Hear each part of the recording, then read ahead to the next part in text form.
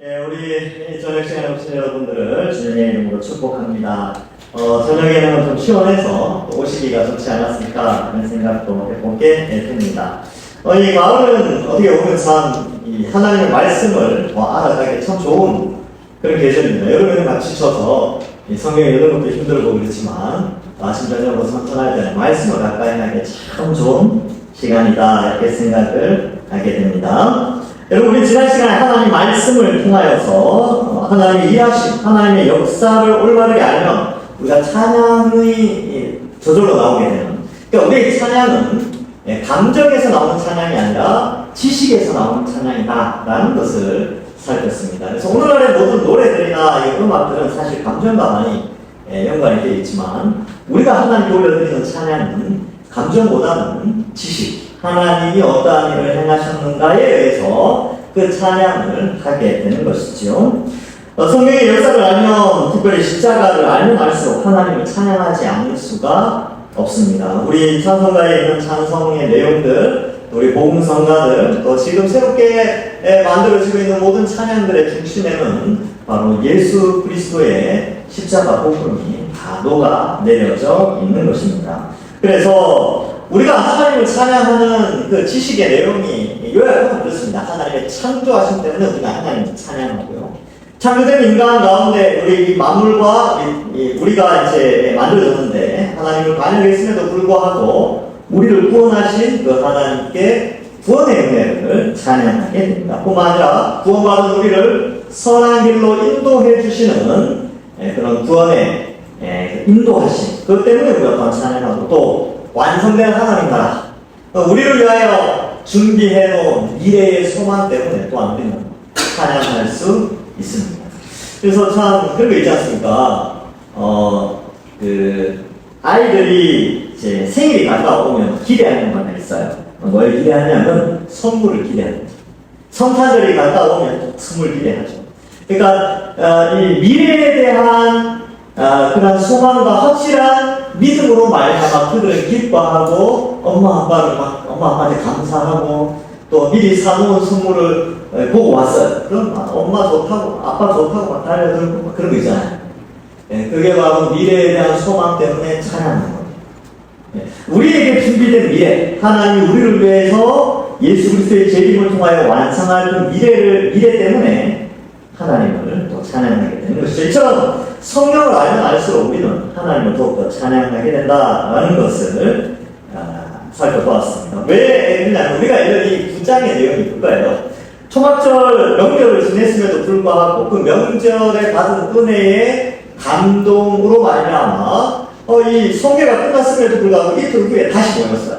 그리고 낮 4분의 1, 즉 3시간 동안 말씀을 낭독하고 읽고요. 또 3시간 동안은 회개기도 하면서 찬양하는 그 역사적인 장면 속의 내용이 오늘 기록된 내용입니다.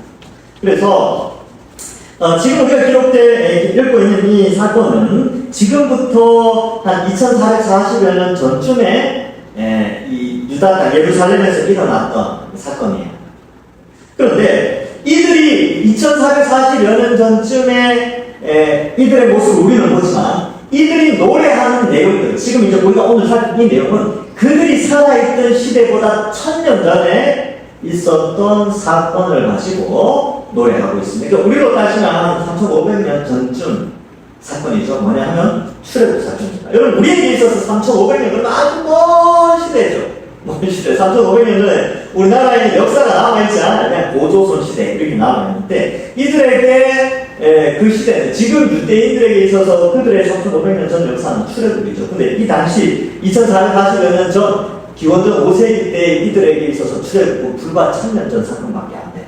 그들에게 생생한, 우리보다 더 생생한 역사를 가지고 있는데 그 내용을 가지고 하나님을 찬양하게 됩니다. 자, 그래서 이제 지난주에는 출애굽 사건을 좀 살펴봤고요. 그래서 이제 찬양, 그 전주에는 하나님의 창조를 노래했고, 지난주에는 이제 출애굽하는 내용들을, 아브라함을 불러내시고, 또, 출애굽하게 된 그 내용을 살펴보았는데, 오늘은 이 출애굽 후에 여러 가지 사건들이 기록되어 있는데, 이것이 우리에게 또 상당히 연결되어져 있고, 또 이 하나님의 위대한 역사 중에 출애굽의 역사는 인류 역사 속에서 또 이 성도들의 역사 속에서 아주 중요한 사건이기 때문에 우리가 조금 더 이 내용을 살펴보도록 하겠습니다. 12절에 보시면 낮에는 구름 기둥으로 인도하시고 밤에는 불 기둥으로 그들의 행할 길을 그들에게 주셨다. 지금 이제 홍해를 건너왔어요. 지난주에 이제 홍해 건너온 것 했죠. 홍해 건너와서 미디안 광야로 들어오게 됩니다. 이제 그들이 광야 생활을 하게 되는데, 그럼 광야는 우리가 생각하는 그런 뭐 사하라 사막이나 모래 사막이 아니고, 이 아라비아 반도에 있는 광야는 진흙 사막이에요. 진흙. 그러니까 진흙과 암석으로 된 그런 황폐한 그런 곳이죠. 그래서 모래 사막이 아니라 암석과 진흙으로 진흙 땅으로 되어 있는 그러한 사막입니다. 거기에는 먹을 곡식이 없지요. 그런데 이 아라비아 쪽에 이 홍해를 건너고 아라비아 쪽에 이 지역, 지금은 사우디아라비아예요. 그 사우디아라비아의 기온을 제가 오늘 검색을 해보니까 왜 구름 기둥과 불 기둥이 필요했을까? 도대체 이쪽 기후가 어떤가 살펴봤는데, 만약에 오늘날 기후와 3,500년 전의 기후가 같다면 이 사우디아라비아도 사계절이 있지만 사계절 내내 일교차가 15도 정도 됩니다. 우리는 이제 환절기 때 한 10도, 15도 이렇게 되면 이제 감기 많이 걸리잖아요. 여기 환절기 때 잠깐 드는데, 사우디아라비아는 1년 내내 일교차가 15도. 그러니까 낮에는 되게 덥다가 밤 되면 기온이 뚝 떨어져요. 그러니까 낮에는 또 여름철 같은 경우는 40도 이상 넘어가게 됩니다. 사람이 바깥에서 이동할 수가 없고, 또 나무 그늘이 아니라 텐트를 치고 이렇게 이제 이스라엘 백성들이 40년 유람 생활을 하잖아요. 근데 거기에서 살아가려면 그늘이 없어요. 그리고 건물을 지을 수 없습니다. 언제 성막을 이동해야 될지 모르니까 그냥 텐트 치고 사는 거죠. 근데 그러한 뜨거운 40도 이상의 지역에서 살려면요, 하나님의 특별한 간섭이 없으면 살아갈 수가 없습니다. 그래서 어떻게 되냐 하면 하나님께서 구름 기둥을 낮에 주십니다. 그러니까 구름 기둥이 딱 있으니까 햇볕을 가려주고, 습도, 여기 건조한 지역인데 구름 기둥으로 말미암아 습도 조절이 되는 것이죠. 반대로 기온이 급강하니까 불 기둥으로 급속도로 기온이 떨어지지 않도록 그들을 지켜주시게 됩니다. 자, 그래서 구름 기둥과 불 기둥으로 그들을 인도해 주시지요. 자, 그런데 그들의 행할 길을 그들에게 비추셨다, 이렇게 되어져 있습니다. 그래서 여러분이 이러한 지역의 사막에서 과연 생존을 과연 할 수 있을까? 더군다나 이때 인구가 어마어마했습니다. 그래서 출애굽기와 민수기에 처음에 이집트에서 나올 때에 20세 이상 60세 이하의 싸움에 나갈 만한 자 인구 조사를 했는데, 출애굽기 38장 26절에 이렇게 되어 있습니다. 계수된 자가 20세 이상으로 60만 3,550명인즉 성수의 세겔로 각 사람에게 한 배가 곧 안세겔씩이라. 요때 이렇게 거기 정해져가지고 나중에 예수님도 저하고 함께 해가지고 한 세겔을 물고기 입에서 꺼내가지고 매죠.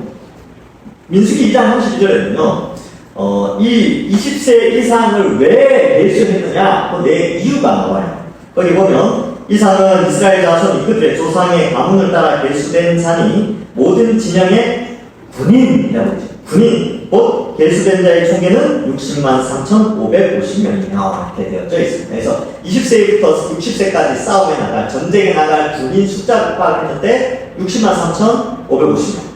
그러면 보통 이제 이스라엘은 성인이 되면 결혼을 하게 되거든요. 20세 전에 거의 다 결혼을 하게 됩니다. 그러면서 이제 자녀를 낳죠. 그리고 결혼을 빨리 하면 어떤 장점이냐면 자녀를 많이 낳을 수가 있어요. 늦게 결혼을 하면 늦게 결혼할수록 자녀가 많이 안 생기죠. 우리 잘 보고 있잖아요. 그쵸?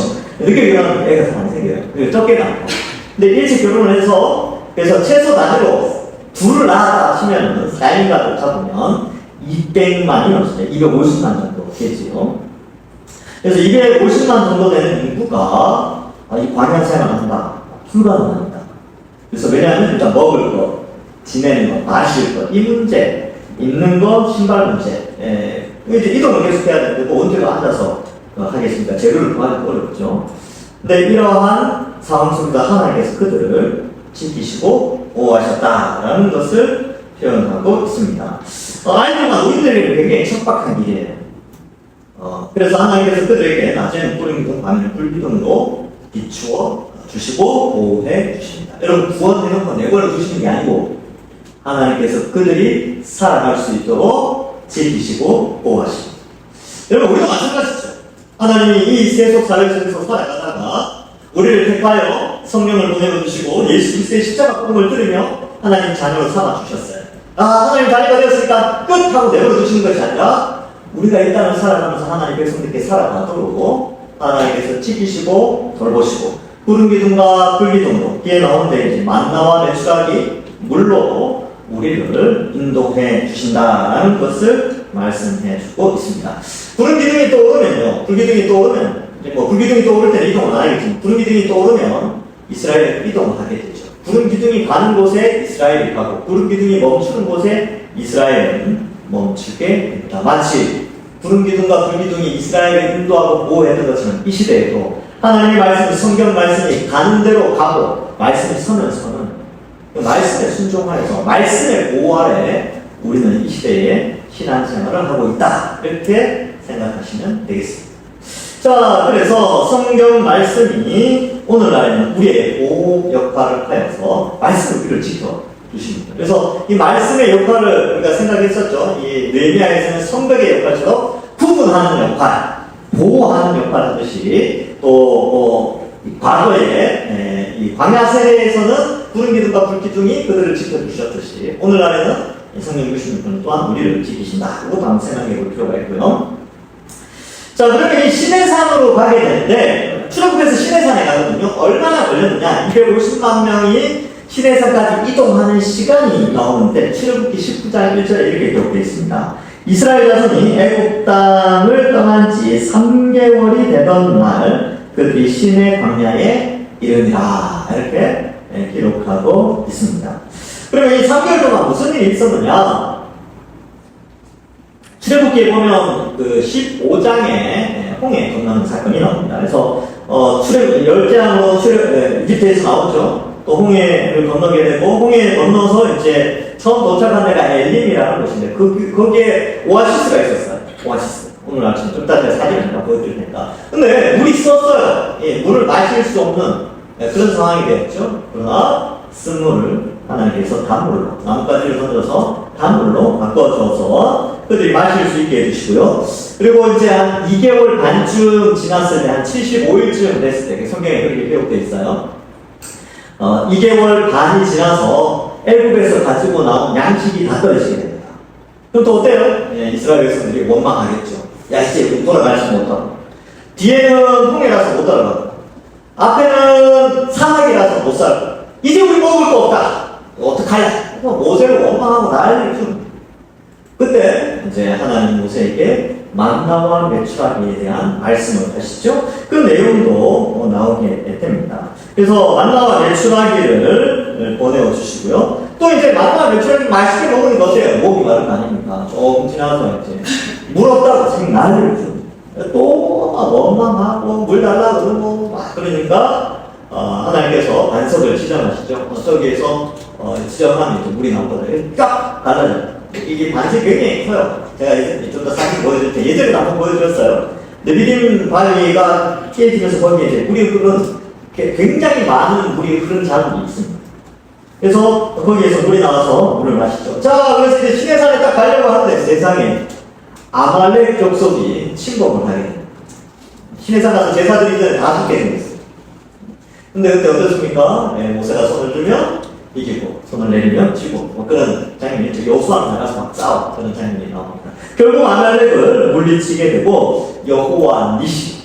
그 이제 제가 자료는 준비를 못했는데 여호와 니시를 기념하는 뭐 이렇게 유물이 유적이 있다고 하는데 실제로 그런지 아닌지는 알 수 없기 때문에 제가 인용은 하진 않지만 그럴 것이다라고 추정하는 유물도 있습니다. 그 다음에 이제 이드로가 방문을 하죠. 장인이 방문을 해가지고 야, 너 고생한다. 사위 보니까 고생하거든요. 원래 사위가 고생한다는 것은 딸이 고생하는 겁니다. 그러니까 이제 이드로가 와서 이제 알려주죠. 야, 1000부장, 100부장, 50부장, 19장. 여기 조직화 해가지고 250만 원 좀 하면 어떻게 했냐. 이게 들어보니까 괜찮거든요. 그래서 천부장부터 쭉 시작해서 조직을 나누게 됩니다. 하나의 국가의 형태처럼 되어지는 것이죠. 자, 그리고 그렇게 해서 시내산에 도달하게 되는데, 이제 시내산에 도착했을 때 13절에 보면, 이제 시내산에 강림하시고 하나님 강림하세요. 그리고 하늘에서부터 그들과 말씀하시죠. 말씀하셔서 뭘 주시느냐?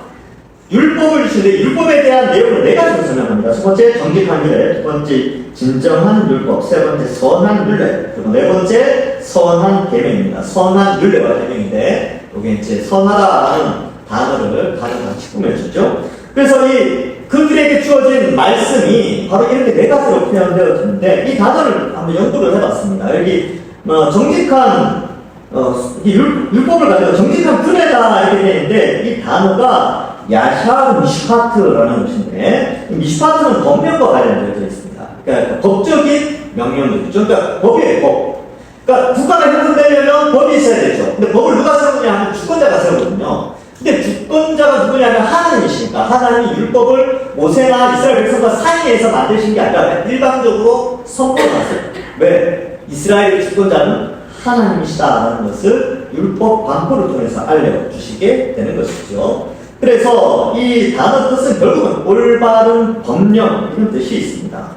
그래서 이스라엘의 주권은 하나님께 있고 그 주권이 발현되어지는 헌법의 반포가 이 시내산에서 있게 됩니다. 여러분 흔히 제헌절 우리도 제헌절 있잖아요. 1948년 7월 17일. 요즘에 이제 국경이 많았는데 옛날에 뭐 그렇게 했었어요. 그러니까 이스라엘의 제헌절은 바로 이때였어요. 시내산에서 법을 이제 부여하는 것이지요.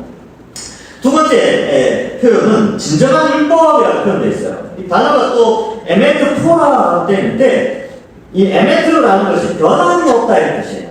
여기에는 보면 진정한이라고 되어 있는데 변함없는, 그러니까 변함이 없으니까 어떻습니까? 개정되어지거나 수정되어지지 않는 하나님의 법이에요. 토라. 말씀은 개정되거나 수정되지 않죠. 그래서 예수님도 오셔서 고치려고 하신 것이 아니라 성취하고 완성하기 위해서 오셨다. 율법은 일정 기획도 없어지지 않습니다. 왜? 진정한 율법이기 때문에. 변함없는. 이 에메트라는 단어가 여러 가지 다른 뜻이 있지만 그 가운데 하나가 변하지 않는 이런 뜻입니다. 변하지 않는 법을 선포하였습니다. 자, 그 다음에 이 시내산에서 주어진 율법은 뭐냐? 세 번째가 선한 율례다라고 되어 있는데 토호크라고 해서 이 히브리어로 그렇습니다. 가장 좋은 법이다. 그렇습니다. 가장 좋은 법.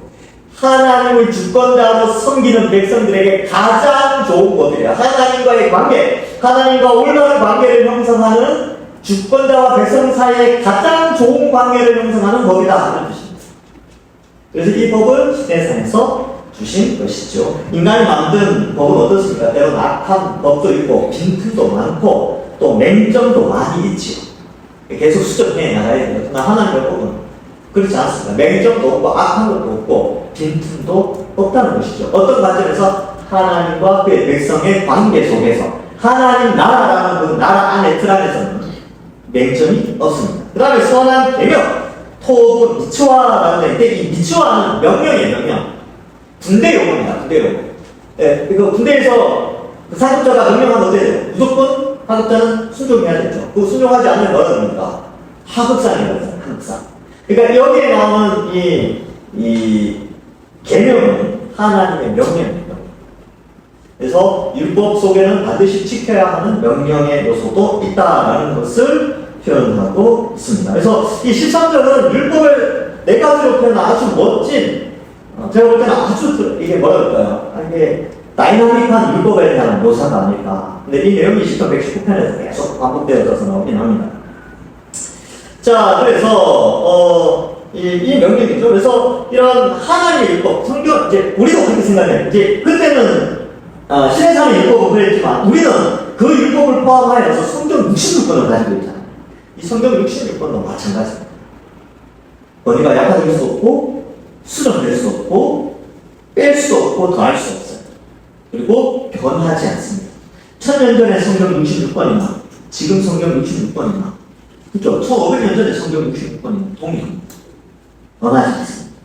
이런 특징이 있고, 성경은 또한 명령이죠.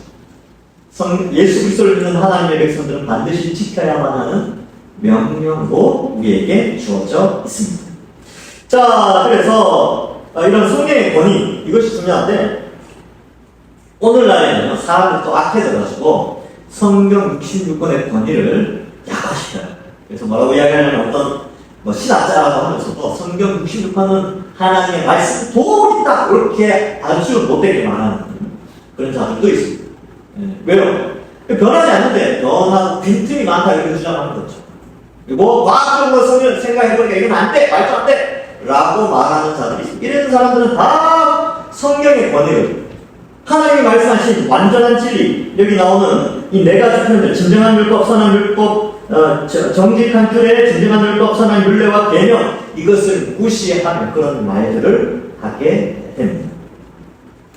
자, 그래서 우리는 이 시대에 성경 66권 하나님의 변함없는 진리로 또 하나님의 주권을 말씀 66권을 통해서 나타내셨다는 것을 믿는 하나님의 백성이에요. 이러한 자들만이 천국을 소유합니다. 그래서 이 성경의 권위를 무시한 자는 천국 백성이 될 자격이 없어요. 자, 그래서 이것을 말하고 그 다음에 이제 보시면 계명들을 주시고 14절에 보니까 거룩한 안식일을 그들에게 알리십니다. 안식일을 좀 강조하고 있어요. 그러면 여기에서 특별히 안식일에 대한 이야기가 나왔다는 것을 한번 좀 살펴볼 필요가 있죠. 여러분, 안식일이 왜 주어졌을까요? 두 가지 큰 이유가 있습니다.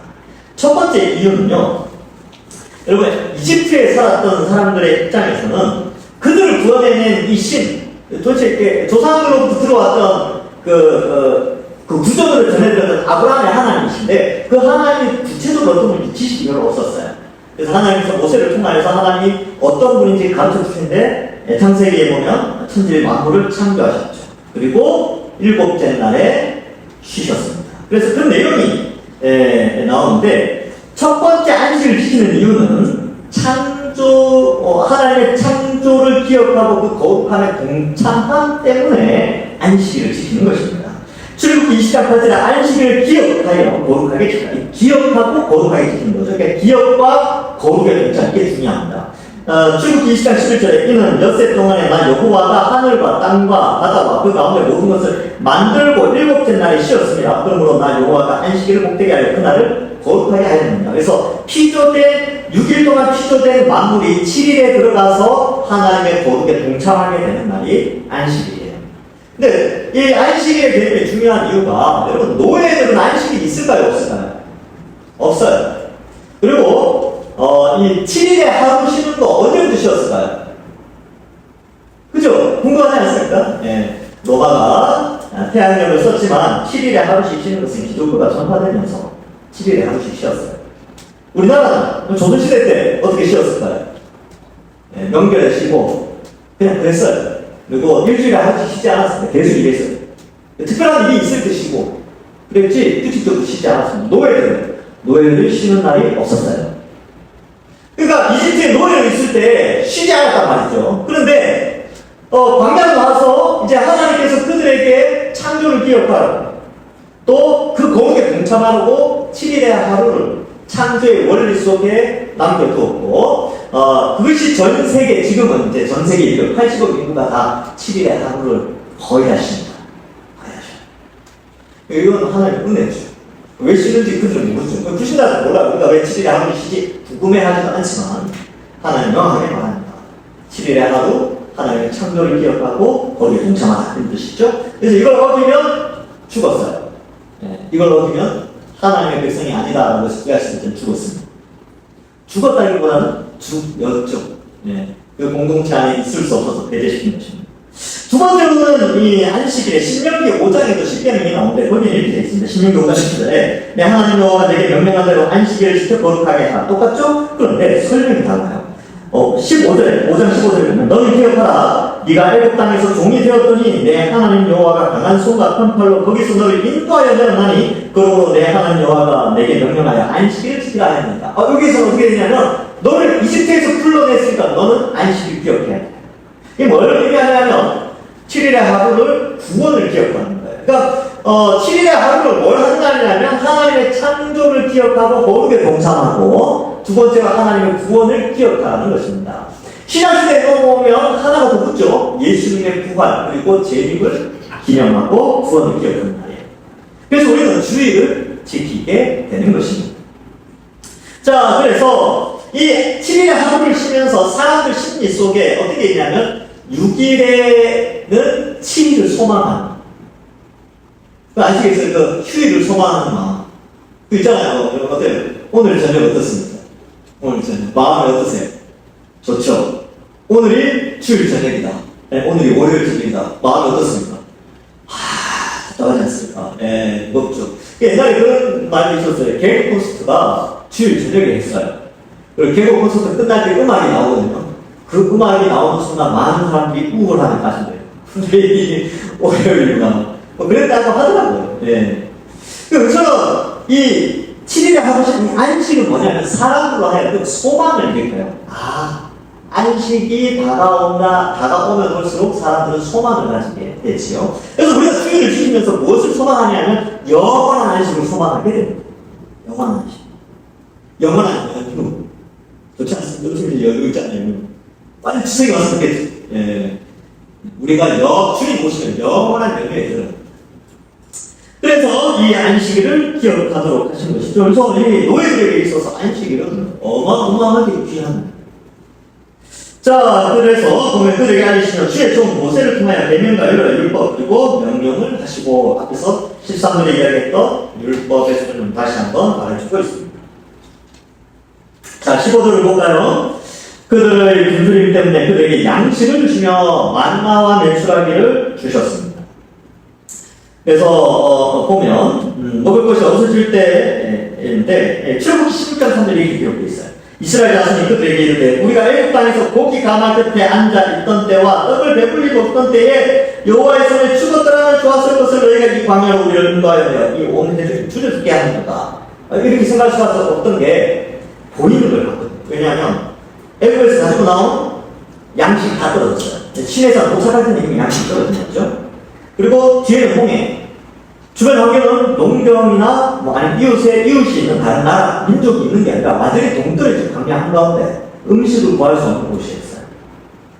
거기에서 어때요? 먹을 게 없으니까 줄여주는 거다. 물론 메추라기 같은 게 있었는데 이 새를 잡으려면 굉장히 힘들어요. 못 잡습니다. 그죠? 닭 잡는 것도 그렇게 힘든데 새를 어떻게 잡아요? 그러니까 줄여주게 하는구나 이렇게 말하죠.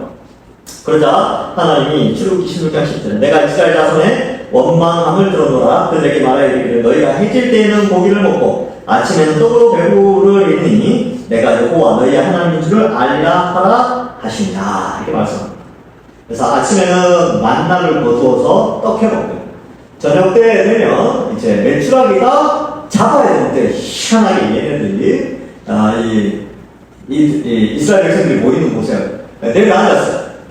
잡으면 잡혔어. 여기 잡아서 털 뽑아가지고 또 먹기만 하면 되는 거죠. 일단 메추라기 사진도 좀 보여드리겠습니다. 자, 그래서 시커멓게 하시는 거죠. 먹이시고 내리시고. 여러분, 우리가 구원받고 나서 하나님 뜻대로 살려고 정말 정직하게 살고 바르게 살려고 하면요. 어쩌면 때로는 가난해지는 것을 각오해야 될 수도 있습니다. 여러 가지 이제 있겠죠. 근데 그때 환경을 보면 그래요. 뒤에는 홍해이고 앞에는 사막이니까 아무것도 이제 예수 믿고 나서 이제 굶어 죽게 생겼구나 라고 판단되어지는 그때에 하나님이 만나와 메추라기를 부어주시게 되는 것이죠. 그 하나님이 있는 것이죠. 자, 그리고 이제 물에 대한 이야기도 나오죠. 목마름 때문에 그들에게 반석에서 물을 내시고 그런데 이제 출애굽기 17장 1절에 이스라엘 자손의 온 회중이 여호와의 명령대로 신 광야에 있었더나 그 노정대로 행하여 르비딤의 장막을 쳤으나 백성이 마실 물이 없는지라. 그래서 막 모세 원망하고 그러는데 17장 7절에 그가 그곳 이름을 마사라 하면 물이 바라 불렀으니 이는 이스라엘 자손이 다투었습니다. 다투었어요. 근데 여호와를 시험하여 계신가 안 계신가 막 그랬단 말이죠. 근데 그 반석에서 물이 나오도록 하신 것입니다. 자, 그래서 제가 이제 여러분들에게 조금 시청각 교육을 좀 해보겠습니다. 그래서 화면을 좀 바꿔주시겠어요? 제가 이 이스라엘 백성들이 이 홍해를 건너고 처음 도착한 데가 엘림이라는 곳인데, 엘림이 어떤 곳인가? 다시 꽂았습니다. 한번 사진을 좀 보여드릴게요. 안 되나요? 나왔습니다. 엘림이 여기입니다. 드론으로 찍었어요. 여기 사우디아라비아인데, 여러분 사우디아라비아가 국경을 닫고 있다가 빈살만 아시죠? 빈살만 왕자가 일종의 개방을 하는 사람이에요. 그래서 공개하고 드론 촬영하도록 이제 하고, 이제 성지순례 그쪽으로 갈 수 있는 길이 열릴 겁니다. 한국하고 사이가 좋잖아요. 그래서 지금도 성지순례 가시는 분들이 이 사우디아라비아 시내산으로 성지순례 가시는 분들이 많아요. 지금 이집트에 있는 시내산 있잖아요. 그쪽 인기가 사그라들었어요. 여기 개방되면서. 자, 여기 이제 엘림이라는 곳인데, 홍해를 건너서, 지난주에 봤던 우에이바에서 건너가서, 거기 있죠. 거기에 도착해서 조금만 내려가면 엘림이라는 장소가 나오는데, 여기에 오아시스예요. 그래서, 여기 보면 이렇게 물이 많은 거예요. 근데 여기서 이제, 물을 마시려고 할 때 쓴물이 나서, 가지를 던져서 단물로 바꾸게 됩니다. 만나 이야기했죠. 사막에는 거주지가 없어요. 그런데 사막에서 사우디아라비아 사막 지역, 산, 이쪽을 개방하면서, 우리나라, 김승학 장로님이신데, 그분이 사우디아라비아 궁정 왕궁 한의사로 들어갔어요. 근데 이제, 허락을 받아가지고, 철저하게 서돼 있었지만, 그는 이제 자유롭게 돌아다녔어요. 그러면서 사진을 많이 찍었는데, 유물 사진을 많이 찍었어요. 특별히, 여기 보면, 그 사막에 도저히 있을 수 없는, 사람이 거주할 수 없는 사막에 맷돌이, 이게 맷돌 같은 게 굉장히 많은 거예요. 널려.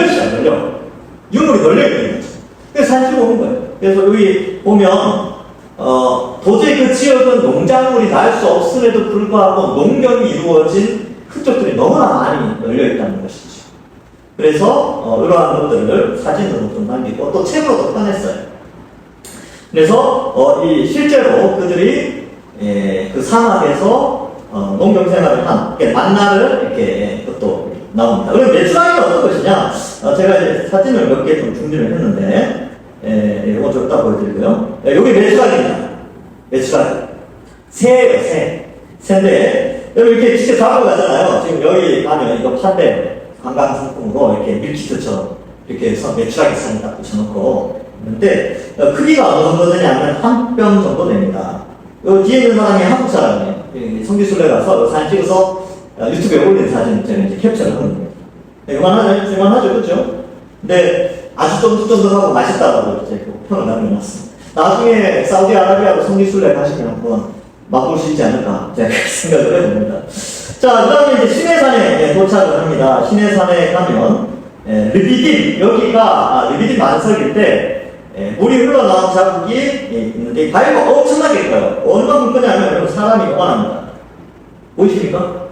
사람이 요만해요. 그런데 바위는 이만하죠.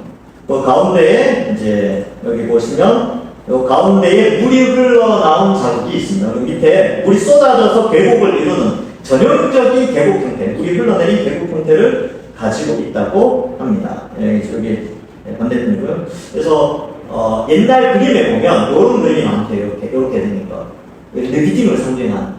여기 앞에 이제 손가락 모양 여기 있었죠, 그렇죠? 엄지손가락 모양 이렇게 여기 이제 엄지손가락 모양인데 이스라엘 사람들이 르비딤을 기억하기 위한 상징으로 이런 표시를 많이 한 그림이 등장해요. 그 다음에 이제 시내산 사진이 있는데 시내산. 지난번에도 옛날에 제가 한번 보여드렸죠. 시내산 꼭대기에 하나님이 불가운데를 임해요. 그래서 산 꼭대기가 이렇게 불로 탔어요, 자국이. 근데 이 시내산에 불탄 산봉우리가 하나 있고, 불 안 탄 산봉우리가 있는데, 불 안 탄 산봉우리를 호렙산이라고 하고, 불탄 산봉우리를 이제 시내산이다. 이렇게 이제 칭하기로 했나봐요. 그래서 시내산이 있고, 호렙산에는 이렇게 굴이 하나 있나요? 굴이 보이죠? 굴인데, 드론으로 사진을 촬영한 거예요. 드론. 저기 굴이 이렇게 있고, 여기가 엘리야가 이 호렙산에 가서 굴 안에 있었죠. 그래서 그런 것들은 이제 지금은 드론으로 다 촬영하도 사우디아라비아에서 3,500년 만에 3,500년 안에 모든 게 붕괴됐는데 그동안 사우디아라비아가 회교 국가, 이슬람 국가이기 때문에 기독교 유물에 대해서 절대 붕괴 안 했어요. 그런데 이스라엘하고 교류를 하기 시작하고요. 옛날에는, 화면을 바꿔주세요. 옛날에는 사우디아라비아에 이스라엘 사람이 올 수 없었어요.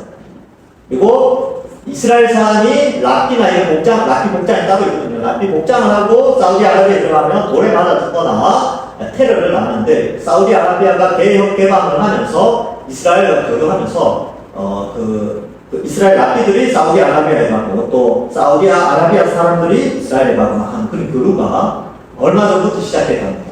그래서 최근에 이 시내산 사진들은 거의 다 5년 미만의 사진들이 유튜브에 계속 올라오고 있어요. 그리고 한국 사람들이 이 사우디아라비아하고 관계가 좋기 때문에 이미 사우디아라비아 시내산 쪽으로 선교수를 해가시는 분들이 꽤 있습니다. 이걸 또 이제 유튜브에 많이 올려놓았었어요. 유튜브에 검색 한번 해보세요. 그러면 한국 사람들이 이제 사우디아라비아 거기 관광하는 것, 특별히 시내산에 있는 것들을 여러 가지 증거들을 이렇게 많이 남겨놨습니다. 여러분, 저기서 하나님은 제가 이제 왜 이런 것들을 보여주냐면 이런 역사적인 사실, 즉 성경은 역사적인 하나님의 일하심을 나타내는 것인데 그것이 오늘날 여전히 성경이 사실이라는 것을 우리에게 말해주고 있으면서 이 성경의 권위를 말해주고 있습니다. 그래서 이 유다 사람들은 천년 전의 일들을 이 말씀을 통해서 믿었죠. 우리는 성경 66권을 통하여 하나님이 그 과거에 일하셨다는 것을 믿고 살죠. 그리고 특별히 우리를 구원하신 것은 무엇이겠습니까? 유대 사람들에게 있어서는 출애굽이 하나님의 구원의 어떤 상징적인 사건이었다면 우리에게 있어서의 구원의 상징은 결국은 예수 그리스도의 십자가 사건입니다. 십자가 사건에 대한 유물들 이런 건 없죠. 그런데 기록은 너무나 많이 남아있습니다. 성경 외에 여러 가지 기록들이 예수님의 십자가와 부활을 기록하고 있습니다. 역사적인 사건과 이런 것들이 남아 있습니다. 여러분, 세상에 어떤 바보가 거짓말한 것 때문에 죽겠습니까? 그렇죠? 그런데 부활을 목격하는 사람들은요 다 순교를 했어요. 왜? 왔으니까. 근데 그것이 기록으로 남아져 있으니까 우리가 그것을 믿는 것이죠. 그 문헌을 믿고 또 하나님 그것을 믿도록 우리에게 성령을 부어주셔서 믿음을 주신 것입니다. 그래서 성령이 우리 속에서 말씀을 통하여 믿음이 생기게 하고 그 믿음이 참이라는 것을 여러 가지 고고학적인 문헌들과 기록들이 그것을 말해주고 있습니다. 그래서 우리의 가진 신앙은 바로 하나님이 역사 속에서 우리를 어떻게 건져오셨는가에 대한 실제적인 사건을 우리가 믿는 신앙입니다. 그래서 여러분 지금 주제가 그래요. 지금 이 느헤미야서의 9장에 기록된 이 부흥회 후에 이들의 이 내용을 이야기하는 것은 하나님이 우리를 이렇게 구원하셨다라는 역사적인 사실을 기억하도록 알려주고 있습니다. 그리고 그 알려주로 말미암아 이 경배와 찬양하는 시간을 더 가치 있게 나타내는 거예요. 지금 이 찬양하는 시간이거든요. 낮 4분의 1 동안 회개하고 찬양하는 시간에 이 메시지를 전달하는 거예요.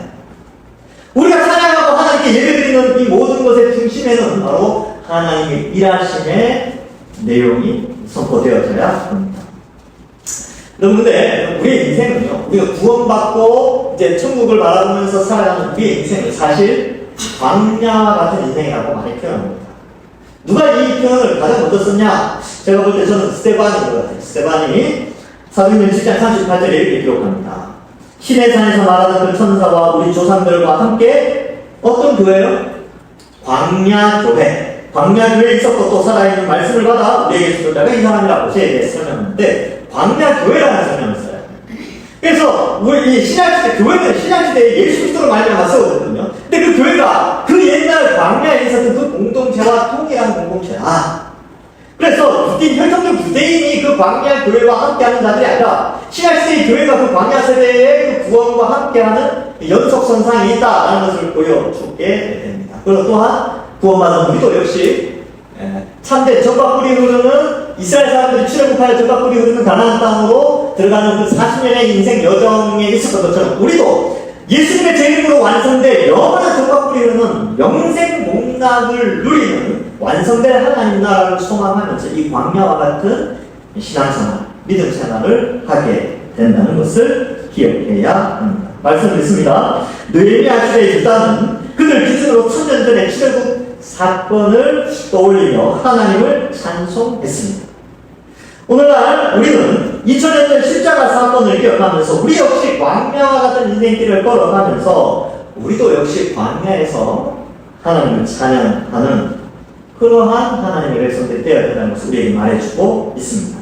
찬송은, 찬양은, 경배와 예배는 내 감정에서 흘러나오는 것이 아니라 하나님에 대한 지식에서 참된 예배, 참된 찬송, 또 참된 경배가 나온다는 것을 우리가 잊지 않아야 합니다. 기분 좋으면 예배 나오고, 기분 나쁘면 예배 안 나오고, 기분 좋으면 찬양하고, 기분 안 좋으면 그런 개념이 아니에요. 감정과 상관없이 하나님을 아는 지식을 통하여서 올바른 예배와 찬송이 나온다.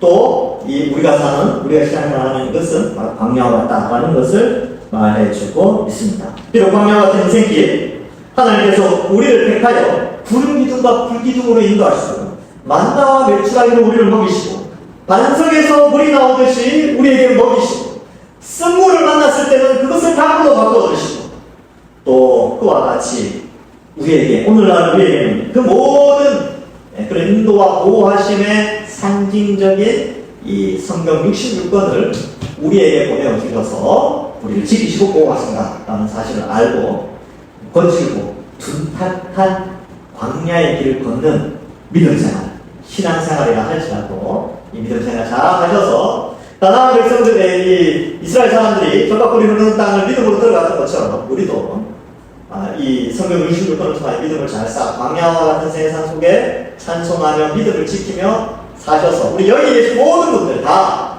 주님 재림할 때 다 그 영생 복락을 함께 누리는 주의 백성들 되기를 주님의 이름으로 간절히 축원합니다. 기도하겠습니다.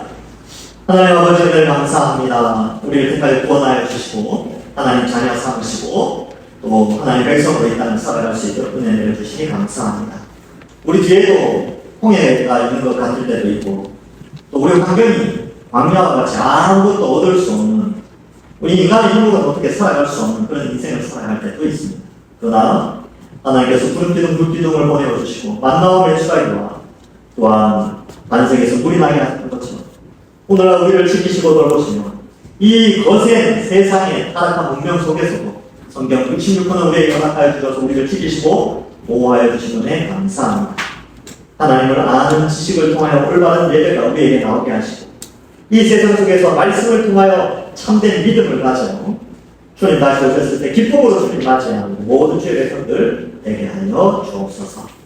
우리 입술에 찬송이 끊어지지 않게 하시고 결국 예수 그리스도의 십자가를 기억하며 살아가는 저희들 다 되게 하여 주신 줄 믿사오며 예수님의 이름으로 기도하옵나이다. 아멘.